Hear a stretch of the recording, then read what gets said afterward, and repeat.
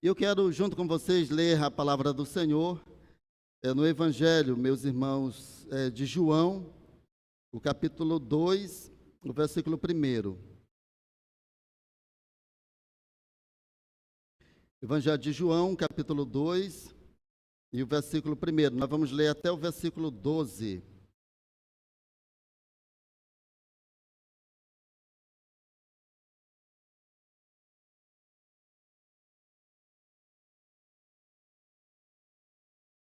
João, capítulo 2, o versículo 1, até o versículo 12.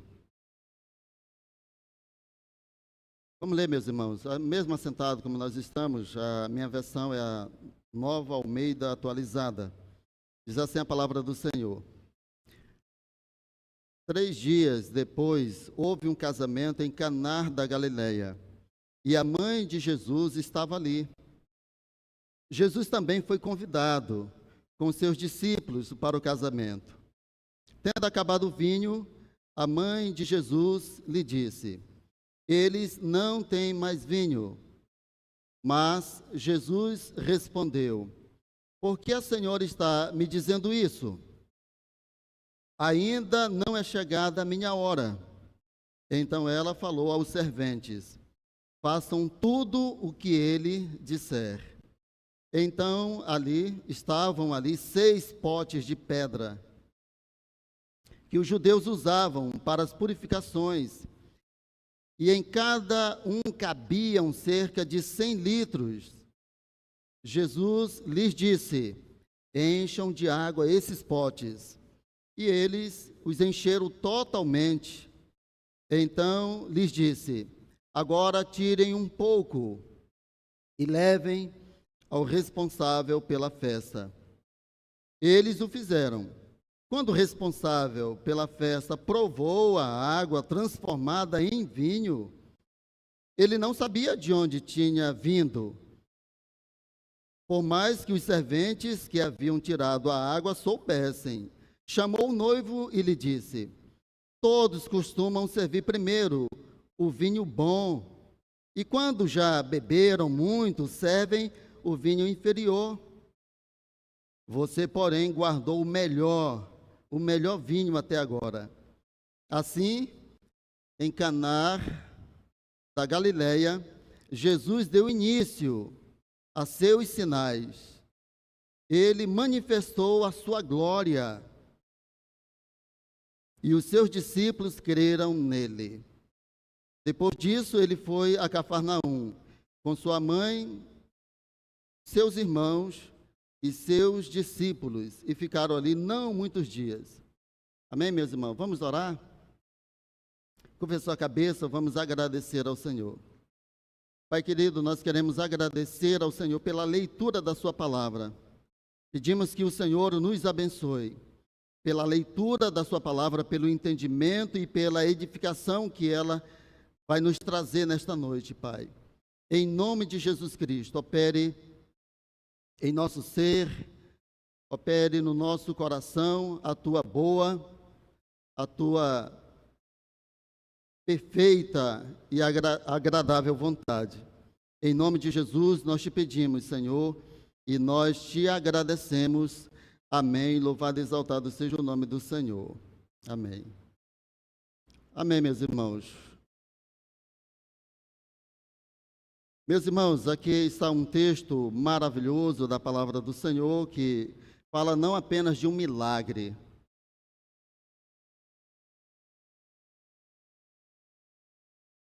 Escreveu, no finalzinho já dessa narração: assim, em Caná da Galileia, Jesus deu início a seus sinais. Aqui, mais do que um milagre, meus irmãos, é um sinal poderoso de que Deus, através de Jesus, iria fazer uma obra na humanidade, uma obra sem igual. E tem muitos detalhes esse texto aqui, nós não vamos nos prender a eles, queremos apenas extrair aquilo que melhor possamos receber para entender e aceitar que Jesus de Nazaré, de fato e de verdade, era e é o Messias de Deus, aquele que havia sido prometido desde a antiga aliança, desde Moisés. Moisés mesmo havia profetizado: o Senhor vos dará um profeta semelhante a mim, e todos aqueles que ouvirem viverão. E esse profeta, e esse Messias, esse Salvador, era Jesus de Nazaré, que agora estava entre o povo judeu. E aqui nós temos o registro de João, que ele não começou pregando a palavra, mas ele fez primeiramente esse sinal. E esse sinal, meus queridos irmãos, olha o que diz o apóstolo João: por meio deste sinal, Jesus de Nazaré manifestou a sua glória, a glória como do unigênito do Pai. Então toda a plenitude, todo o poder de Deus estava habitando nele. Ele poderia fazer tudo aquilo que ele quisesse. Além de ser cheio de graça, de verdade, ele estava encarnado, mas estava pleno da plenitude, do poder do seu Pai. Então é isso que João registra aqui, através desses sinais. Esse aqui é o primeiro, mas não ficou apenas neste sinal. E para que servem estes sinais, meus irmãos? Estes sinais ainda hoje servem para que os homens percebam que Jesus de Nazaré é o Filho de Deus, é o Messias, ele é o Salvador da tua alma. E é exatamente através desses sinais, deste poder manifestado, é que você tem a condição de crer, de ter fé, de acreditar. E foi a partir daí que os discípulos, porque os discípulos já estavam lá com ele, mas a partir desse sinal, os discípulos creram com muito mais convicção de que ele de fato era o Messias, que de fato ele era o Filho de Deus. Foi por meio destes sinais. Então, os discípulos ficaram muito mais confirmados nessa fé que eles já tinham, que Jesus de Nazaré era o Filho de Deus. E é interessante que o registro do apóstolo João, desde o iniciozinho do seu evangelho, meus irmãos, é que o Messias, o Salvador do mundo, veio para o que eram os seus, mas os seus não o receberam. Meus irmãos, não perceberam em Jesus o seu Messias, o seu Salvador. Não perceberam esses sinais que eram visíveis. Não era apenas uma pregação aqui são sinais que por meio deles, eles poderiam depositar fé de que de fato ele era o Messias. Mas o apóstolo João começa o seu evangelho dizendo que ele veio para os seus, mas os seus não o receberam. Então ele diz: mas todos quanto o receberam, deu-lhes o poder de se tornarem filhos de Deus. E isso é maravilhoso porque abrange até nós, chega até nós, alcança todos nós, alcança todos aqueles que creem que Jesus de Nazaré era o Filho de Deus.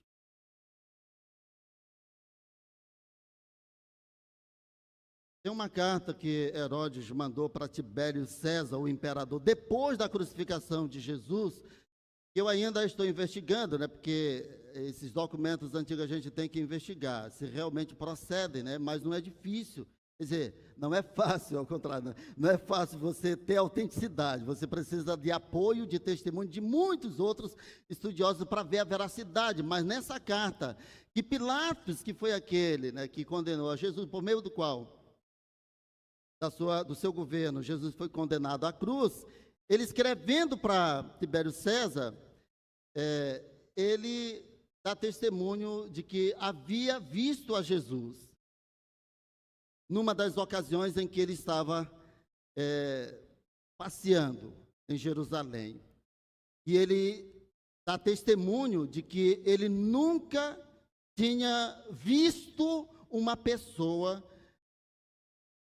como Jesus. A sua face era como, ele dizia, era como um anjo encarnado, a beleza da expressão. Ele dizia nessa carta que Jesus, aonde estava, era distinto de todo o público que estava perto dele. Então você chegava no meio daquela multidão, você logo percebia quem era Jesus. E eu achei muito interessante isso. Esses irmãos, esse testemunho, ele se alinha com o que escreveu, inspirado pelo Espírito Santo, o apóstolo João, que diz que ele era cheio de graça e de verdade. Uma bênção, meus irmãos. Esse Jesus maravilhoso, tão cheio de afeição, né? Tão cheio de ternura, tão cheio de amor, é esse Jesus que nós um dia o abraçaremos no reino da sua glória. Um dia nós o abraçaremos. Um dia estaremos face a face com o nosso amado e querido Jesus. Esse Jesus que foi rejeitado, meus irmãos. Inclusive, nessa carta que ele escreveu, né, ele diz que deixou o servo dele para ficar ouvindo o que era que Jesus pregava, porque ele não queria interferir, como sendo o governador da Galiléia, não queria interferir na reunião, mas ele identificou a Jesus, então ele seguiu, mas deixou o seu mais fiel servo para ouvir o que era que ele estava ensinando, pregando, porque a maior preocupação dele era que os judeus sempre estavam se amotinando para revoltas, pegando em armas, rebeliões, e ele queria abafar isso. E era um desafio para ele. E o seu servo, quando voltou para ele, relatou que a doutrina dele coincidiu exatamente do servo dele ouvir a doutrina de Jesus dizendo, quando um judeu perguntou para ele, é lícito nós pagarmos tributo a César? Então Jesus disse, dê a César o que é de César e a Deus o que é de Deus. A partir dessa doutrina que o servo de Pilatos voltou para ele, ele disse que então ele ficou tranquilo em relação a Jesus, que ele não era uma ameaça para a sua administração, para o seu governo. Muito bem, meus irmãos. Mas eu quero falar aqui, meus irmãos, aproveitando esse texto maravilhoso da palavra de Deus, é que Jesus ele foi convidado para um casamento em Caná da Galileia, e estava ali a mãe de Jesus, e os seus discípulos o acompanharam.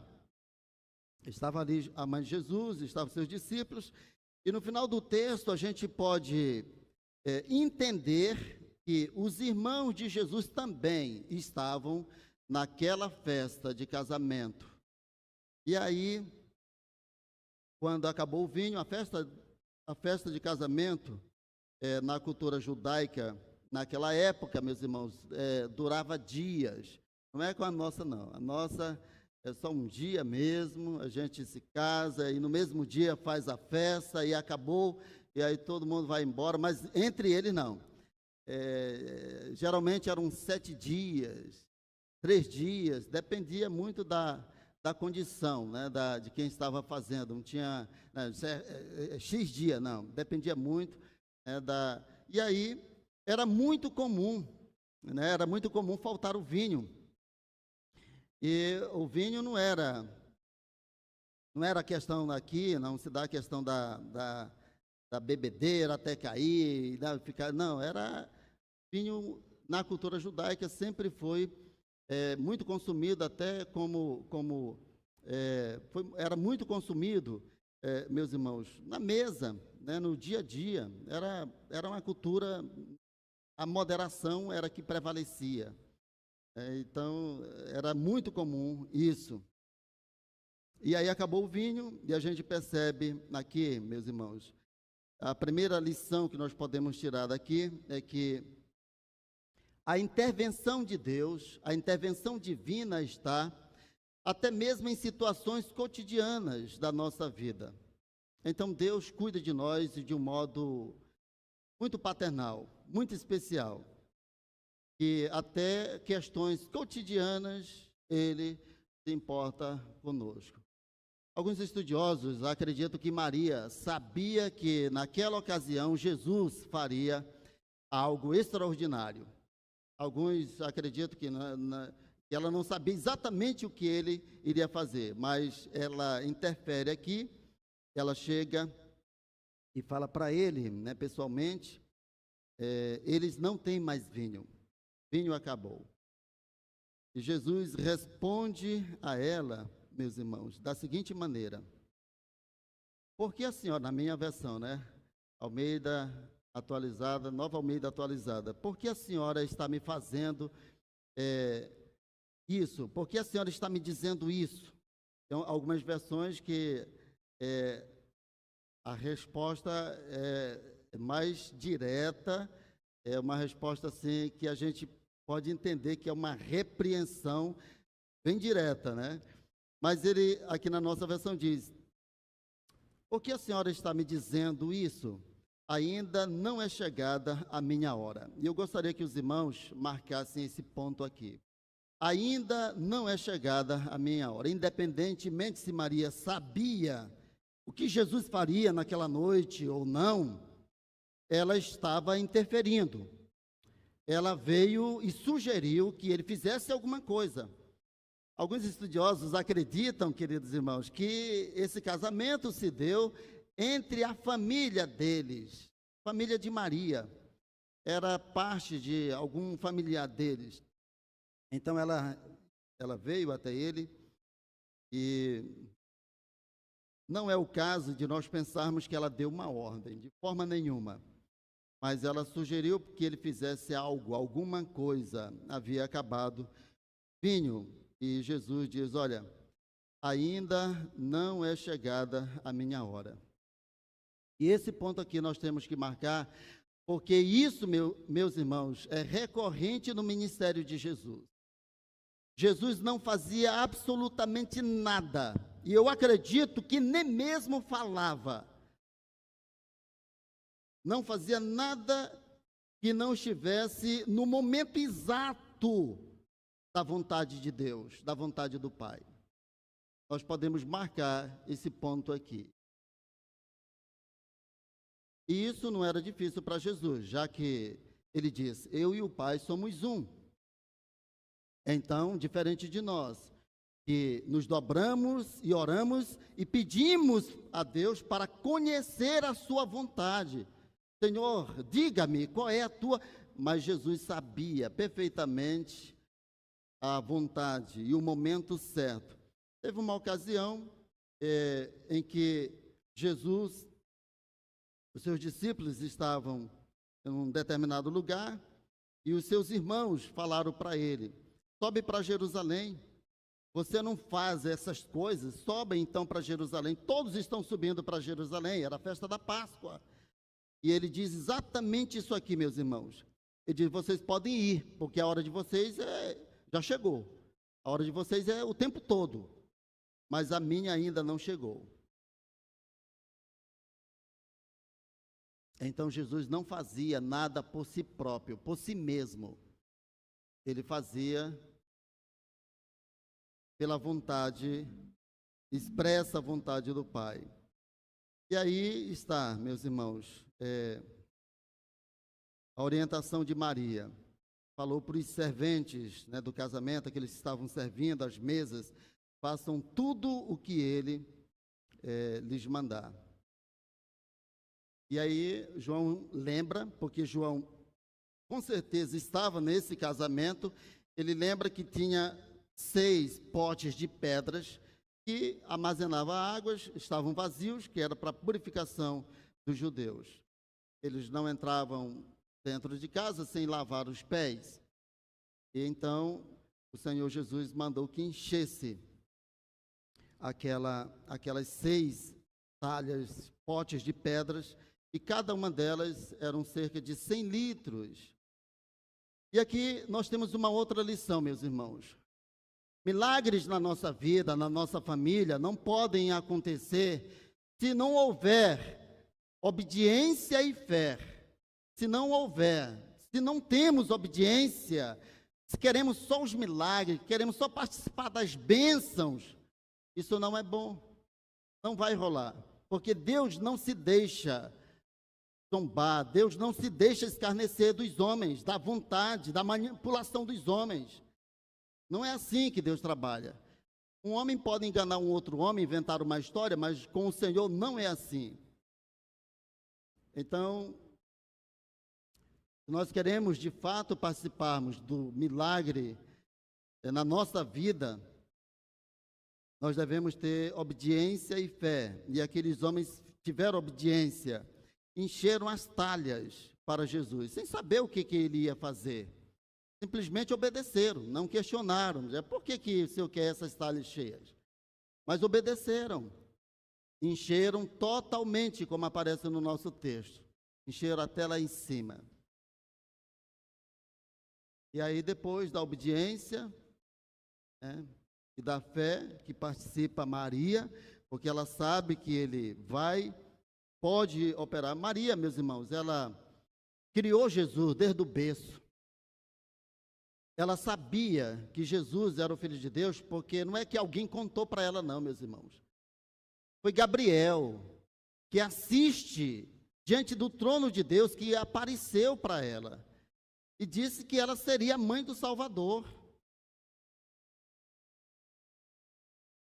Que ela ficaria grávida. Ela perguntou: como é que isso pode ser? Eu não sou casada. E o anjo disse que a sombra do Onipotente a envolveria e ela se acharia grávida.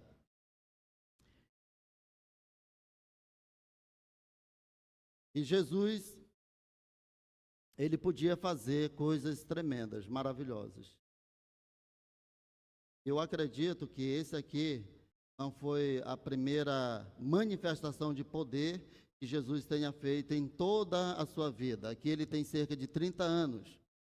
Alguns escritores que eu não posso dar muito crédito, que são chamados escritos apócrifos, escreveram no 1º e 2º século, que Jesus, ele curava desde pequeno.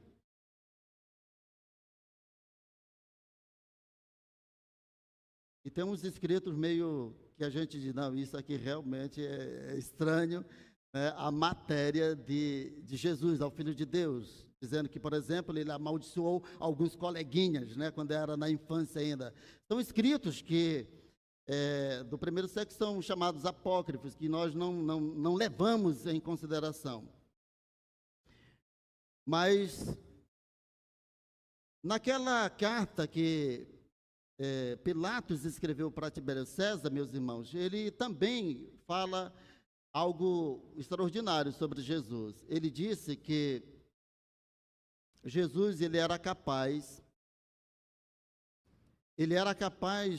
se ele quisesse, ele era capaz de ordenar qualquer planta que nunca mais desse fruto e ela secaria da raiz até as folhas, no mesmo instante.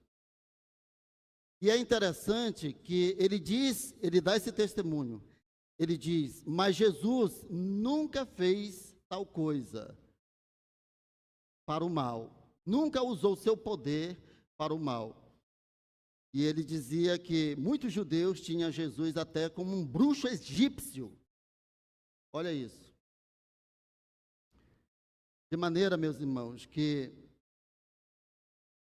quando nós obedecemos a palavra de Deus, como obedecer aqueles serventes, e como obedeceu também a Maria, submetendo ali a orientação do próprio Filho de Deus, nós estamos demonstrando fé. É isso que acontece. Quando nós obedecemos a palavra de Deus, quando nós obedecemos os desígnios de Deus, é isso que nós estamos fazendo, demonstrando fé no Filho de Deus. Em terceiro lugar, tudo isso aqui, meus irmãos, o texto diz que era para se revelar a glória de Jesus, a glória do Filho de Deus.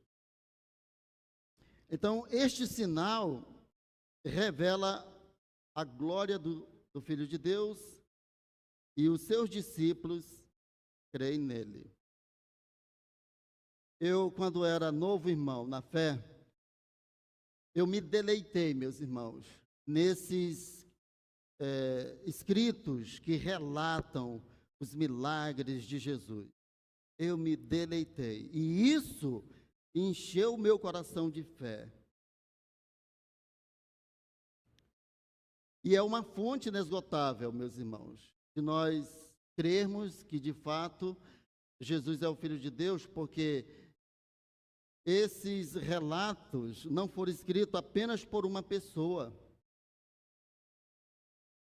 Esses escritos foram escritos por muitas pessoas, não só apenas esses 4 evangelhos, mas dezenas de milhares de testemunhas leram esses escritos do Novo Testamento e poderiam dar testemunho posterior de que é verdade. De que é verdade, meus irmãos. Mas eu gostaria, meus irmãos, de fazer aqui uma distinção entre milagre e sinal. Porque aqui, João, ele identifica essa grande manifestação de poder, transformar a água em vinho, como um sinal que ele manifestou a sua glória e os seus discípulos creram nele. Então, o que é um milagre? Isso aqui é mais do que um milagre, essa transformação da água no vinho é muito mais que um milagre. Queridos irmãos, os judeus que estavam naquela festa ali e que participaram desse evento, eles poderiam, de forma muito natural, somente acreditar que aquilo foi um milagre que aconteceu.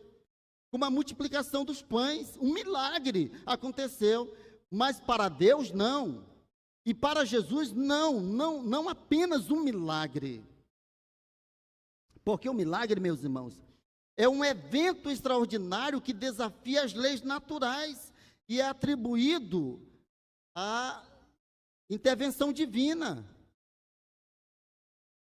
Mas um sinal, ele é algo maior. Além de ser esse milagre, irmãos, ele revela algo sobre Deus e sua vontade, sobre seu propósito.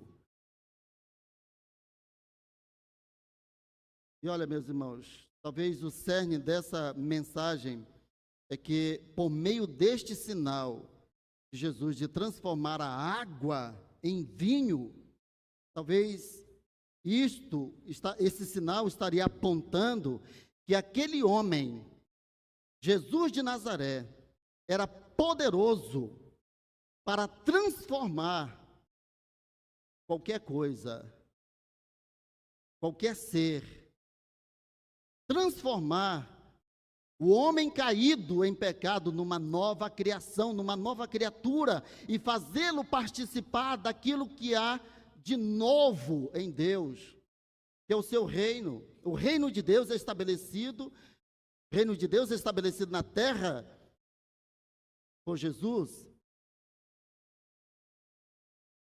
Então, o sinal é esse evento que aponta para uma realidade muito maior e tem um propósito muito específico, aonde Deus revela a sua vontade.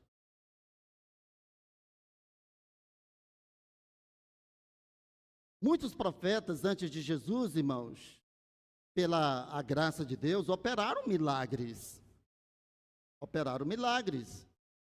Mas esses milagres aqui não são apenas milagres, são sinais para que aqueles que estavam ali juntos, estavam participando, pudessem perceber, por meio desses milagres, um propósito muito maior. O propósito de Jesus, o propósito de Deus, meus irmãos, por meio desse sinal, não era apenas transformar 600 litros de água, provavelmente, eram 6 talhas, cada uma 100 litros, não era apenas transformar a água em vinho, mas apontar para uma realidade maior. E essa realidade maior, ela envolve, irmãos, o propósito de Deus com a humanidade. Envolve o querer de Deus, o propósito, a vontade de Deus para a humanidade. Imagine aquele que é capaz, como Jesus foi, de transformar um elemento inanimado em algo tão maravilhoso. E a Bíblia diz que aqueles que estão em Cristo é novo, é novas criaturas, são transformados. E aqui está, meus irmãos, o Evangelho de nosso Senhor Jesus Cristo, ele transforma o velho homem caído no pecado, numa nova criação em Deus, numa nova criatura. É diferente da religião. Jesus não veio instaurar, não veio instituir mais uma religião nesse mundo, não. Pelo amor de Deus. Muitas vezes as pessoas não entendem isso. As pessoas quando dizem, eu morria, eu nasci aqui, cresci aqui, eu vou morrer nessa, dizendo da sua religião, como que Jesus veio apenas instituir mais uma religião. E não, na verdade não, meus irmãos. A religião, por mais boa que seja, existe dezenas, milhares de religiões no mundo. Por mais boa que seja, ela não pode transformar ninguém. Ela pode melhorar o caráter de uma pessoa durante algum tempo, mas não todo o tempo. Mas o Evangelho transforma de fato. O Evangelho de nosso Senhor Jesus Cristo transforma, porque o Evangelho é o poder de Deus para a salvação de todo aquele que crê. E aqueles que estão em Cristo são novas criaturas. O novo de Deus vem até nós. Quando nós cremos que Jesus é o Filho de Deus, nós participamos do novo de Deus. Nós passamos de uma novidade de vida, de um estilo de vida completamente diferente, não do estilo de vida do mundo caído. E depois a própria Bíblia, a palavra de Deus, porque o Espírito sabe que nós estamos participando do novo, do reino de Deus que veio até nós. Então a Bíblia diz, olha, então não se conforme mais com esse rudimento do mundo, né, com o modelo, o padrão do mundo. Não se conformem, mas sejam renovados pelo entendimento da vossa, renovado no vosso entendimento. Então nós estamos participando do novo de Deus. E esse novo vai culminar quando Deus criar novos céus e nova terra. Porque a promessa é essa, meus irmãos, de nós participarmos do novo céu e da nova terra.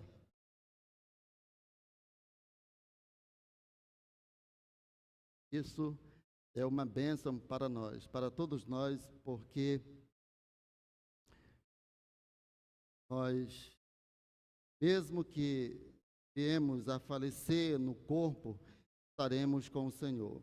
Como Ele prometeu, né, para o lado da cruz. Hoje mesmo estarás comigo. Paraíso. Mas Ele prometeu também a ressurreição. Nós devemos participar dela. Então, em resumo, é isso, meus irmãos. Em resumo, o milagre é um ato de poder que demonstra a intervenção divina. E um sinal é um evento que revela algo mais profundo sobre Deus e a sua relação com a humanidade. E é isso que ele, talvez, quisesse imprimir no coração daquelas pessoas. Mas muita gente ali só entendeu como milagre, só percebeu como milagre, não como está aqui alguém que pode transformar a nossa vida. E quando os discípulos tiveram mais convicção para crer por meio daquele milagre, daquele sinal, então a vida deles foi também completamente transformadas. Mas eu gostaria, meus irmãos, antes de encerrar essa mensagem, salientar para vocês algumas profecias do Antigo Testamento que apontam a messianidade de Jesus. Primeiro, entre eles, são muitos, eu vou apontar aqui só 4. Mas primeiro, meus irmãos, o primeiro sinal dessa messianidade de Jesus era o seu nascimento de uma virgem. O profeta Isaías, ele profetizou isso. Ele fala que o Deus Emanuel, ele nasceria de uma virgem. Uma virgem. Isaías 7, versículo 14. O Deus Emanuel, que significa Deus conosco. E foi isso que aconteceu.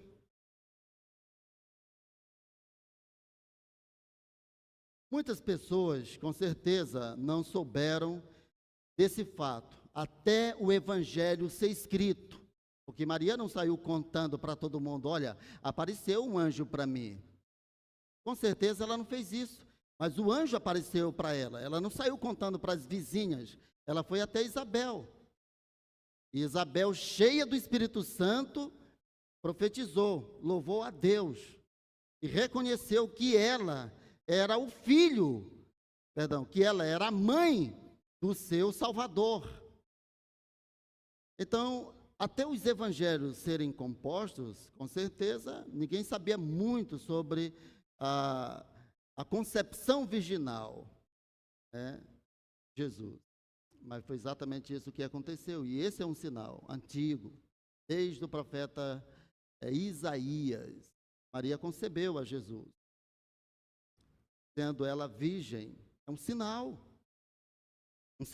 do Messias.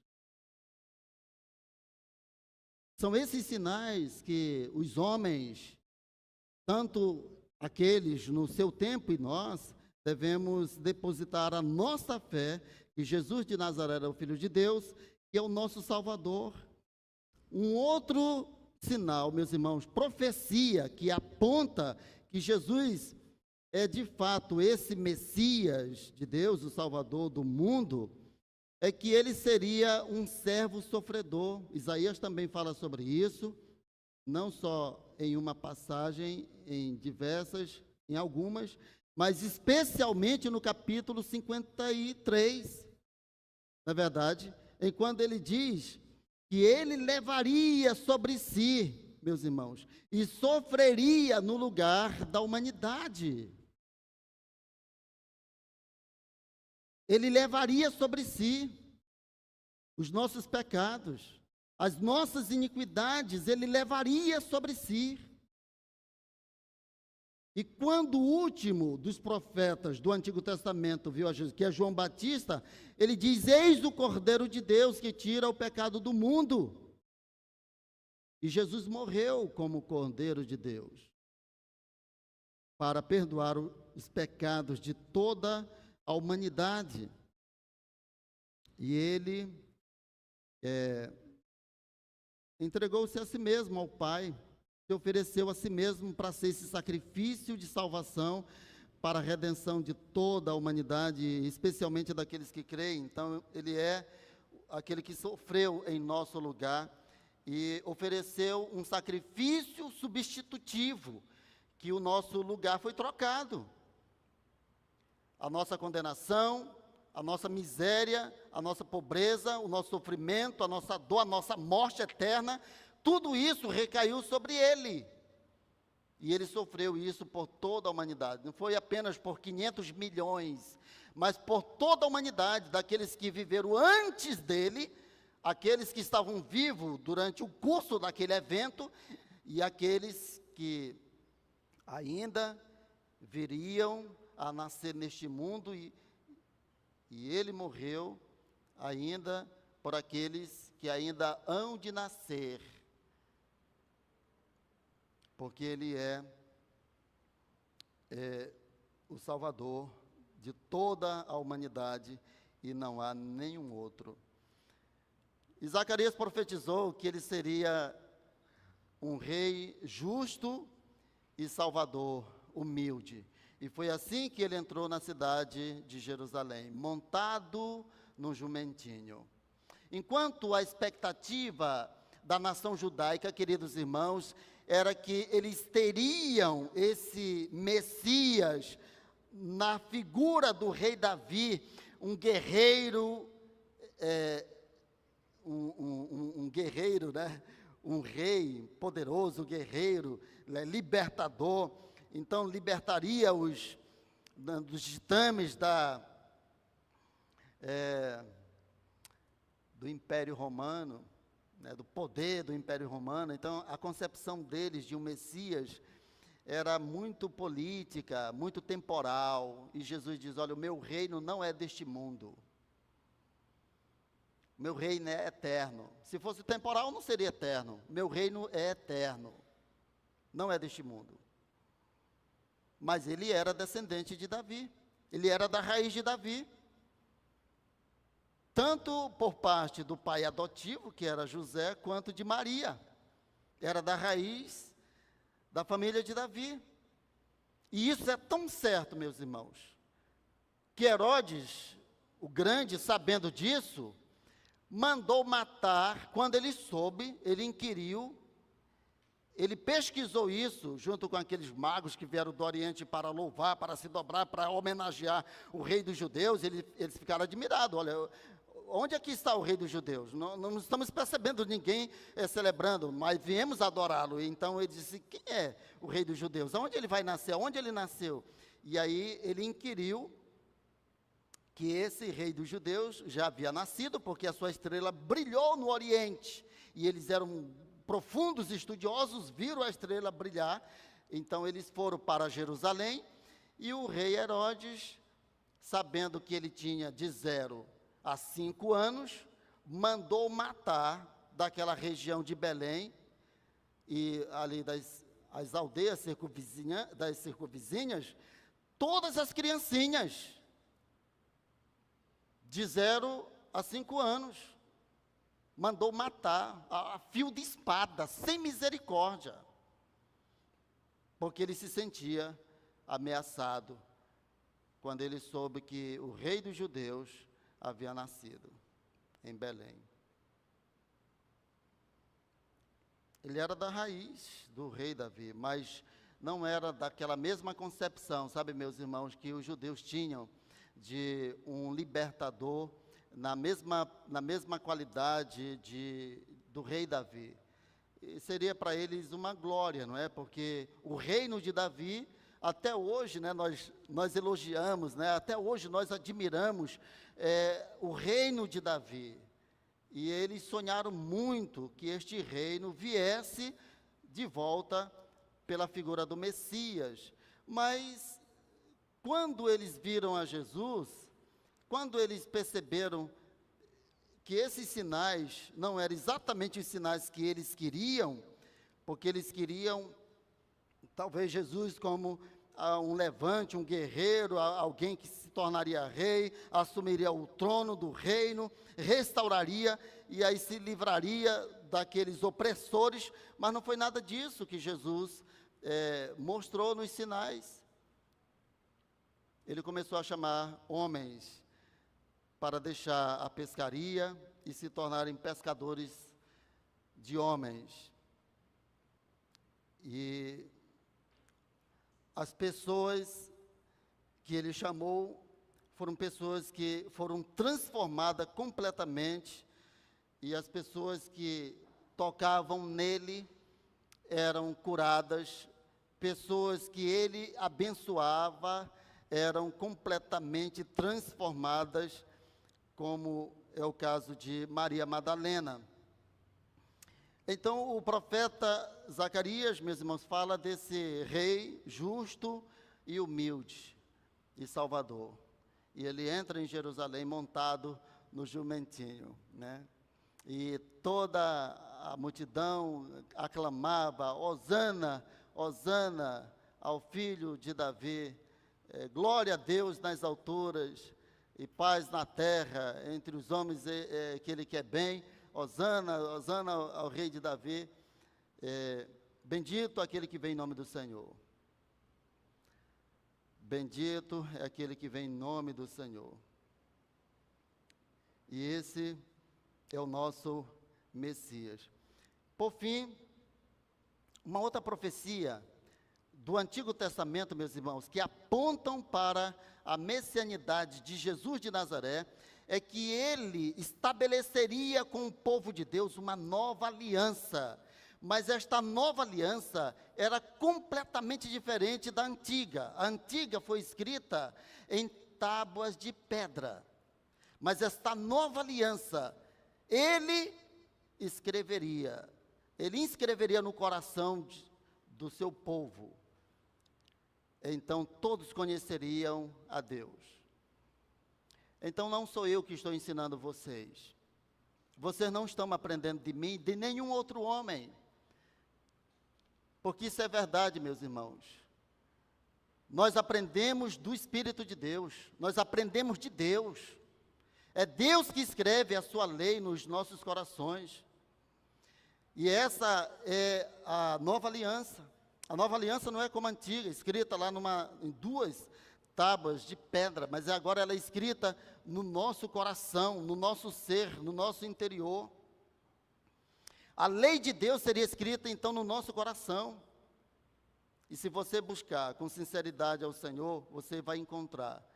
Porque acerca desta nova aliança, a palavra do Senhor diz: buscar-me-eis e me achareis, quando me buscardes de todo o vosso coração. E isso é acerca da nova aliança.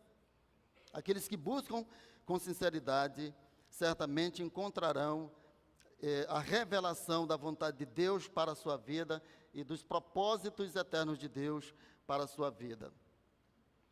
Agora, meus irmãos, para finalizar, não existe a possibilidade de eu e você nos transformar a nossa vida. Não, precisamos de Jesus.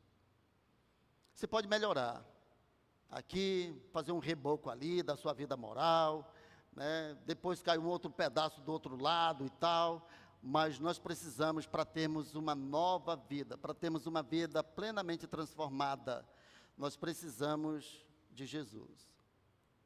Precisamos daquele que transformou a água em vinho.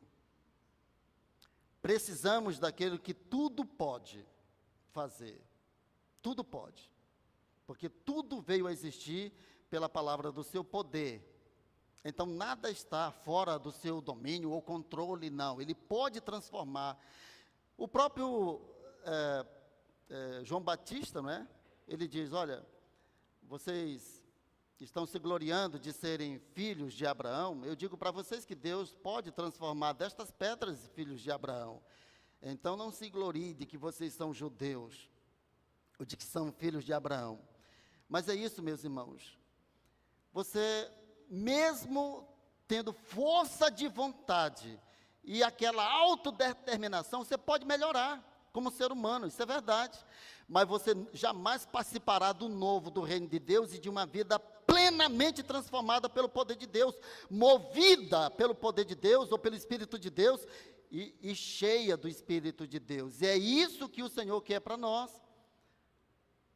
Que nós, sendo uma talha, um vaso, sejamos cheios do novo, daquilo que Deus pode conceder a nós. Então Deus quer, pela sua graça, que todo homem experimente esse novo de Deus. Só Cristo pode transformar um escravo do pecado numa nova criatura guiada pelo Espírito de Deus e cheia do Espírito de Deus. Quantas pessoas, meus irmãos, que estavam na lama do pecado, nos vícios do pecado, dominados, e o Senhor os restaurou, os libertou da influência de demônios. Deus os libertou, e é isso que Cristo continua fazendo. Viver neste mundo, meus irmãos, pode ser algo excepcional, algo que a gente pode dizer é um milagre, mas Deus tem algo muito maior para você participar, do reino de Deus, que nós já falamos aqui. o novo de Deus. Esse reino de Deus que foi instalado, foi inaugurado na pessoa do Filho de Deus. E esse reino de Deus, a Bíblia diz, ele não está acolá ou ali, ele está dentro de vocês. Está dentro de vocês. Eu quero convidar você a participar desse novo de Deus, a se tornar em Cristo Jesus uma nova criatura, a participar do reino dos céus. Você pode ser renovado e preparado para participar das bênçãos infinitas e da felicidade do novo céu e da nova terra. Ali não haverá, meus irmãos, mais doença, enfermidade, velhice, dor. Ali não haverá mais sofrimento, mas haverá gozo, saúde, vida.